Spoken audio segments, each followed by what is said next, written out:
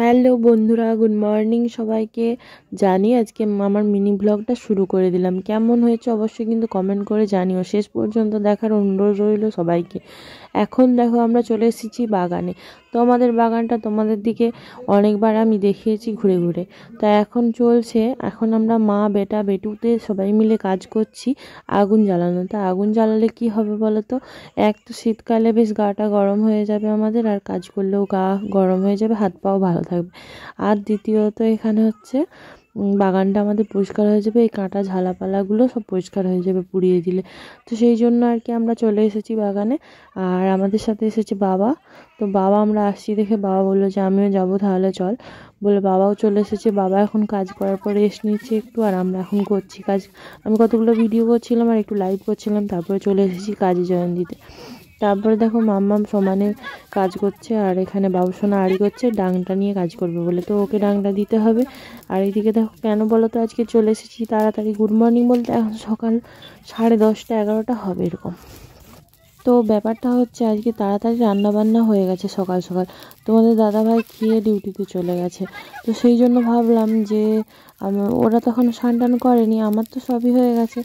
বাবাও খেয়ে নিয়েছে আজকে ভাত, বা তোমাদের দাদাভাইয়ের সঙ্গে বাবা ভাত খেয়ে নিয়েছে। আর তোমাদের দাদাভাই চলে গেছে বেরিয়ে, আর বাবা বসেছিল। তো বাবার এখনও স্নান টান হয়নি। বাবা বললো যে আগে আজকে খেয়েই নেবো চল। আমি বললাম ঠিক আছে তুমি খাওয়া দাওয়া করে নাও, তারপর স্নান টান একটু পরে না হয় করবে। আর আমি হচ্ছে কতগুলো কাজ করে নিই বলে কাজ করছিলাম। তারপর সবাই মিলে এখানে এসেছি।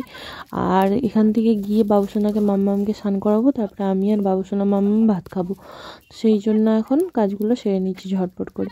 তোমরা কে কে এমন আছো যে সকাল সকাল রান্না বান্না করে অন্য কাজগুলো সেরে নাও, সেটা অবশ্যই কমেন্ট করে কিন্তু জানিও। আর এখন দেখো আবার আমি এখানে চলে এসেছি, আর বাবুসোনা ওইদিকে। আর এখানে বাবা কি হচ্ছে, বাবা আবার দেখো বড় বড় কাঁটা গাছগুলো যেদিকে আছে সেদিকে আগুন ধরাতে চলে গেছে। তো সবাই মিলে অনেকক্ষণ ধরে আগুন টাগুন ধরালাম আর পরিষ্কার করছিলাম। দেখো কাঁটা গাছে আমার জামাটা লেগে গেছে, আর বাবুসোনা সেইটা কাঁটাটা ছাড়াতে গিয়ে ওর হাতে লেগে গেল। তো আমি বললাম যে ঠিক আছে, মাথায় টাথায় পড়েছে নাকি ভালো করে দেখে নিলাম, ওর হাতে জোর লেগে গেছে, ও কান্নাকাটি করছে এখন। তো আমার জামায় কাঁটা লেগেছে বলে ও ছাড়াতে গেছে, আর কাঁটাতে ওরই হাত কেটে গেছে। তো সেই জন্য ওকে নিয়ে আমি চলে এলাম একটা সাইডে। তারপরে যে বসছি, ওকে ভোলানোর অনেক চেষ্টা করলাম, হাসানোর চেষ্টা করলাম, ও হাসছিল না। তারপরে যে দুজনে মিলে বসলাম একটু, ওর হাতে জোর লেগে গেছে, কান্নাকাটি করছে, রক্ত বেরোচ্ছিল, তো ওকে ভুলিয়ে দিচ্ছিলাম একটু। ওইদিকে ধোঁয়া যাচ্ছে, ওই ধোঁয়াটা চোখে লাগলে ওরকম জ্বালা জ্বালা করে। তা আমারও হচ্ছিল, আমার তো এখন ভালো হয়েছে। যে চলো বন্ধুদের বলে দাও টাটা। টাটা বলো সবাই, ভাতু খেয়ে নাও, আমরাও ভাতু খাবো। হ্যাঁ তুমি ভাতু খাবে তো? এর শুধু ফুলকপির ঝোল। দেখো আমরা বাড়ি চলে এলাম, আর বাবুসোনার হাতে একটুখানি কাটা ফুটে গেছে, সেই জন্য এই যে কান্নাকাটি করছে দেখো। তাই আমরা চলে এলাম, এই যে বুড়ো আঙুলটাতে একটু কাটা ফুটে গেছে আর কি।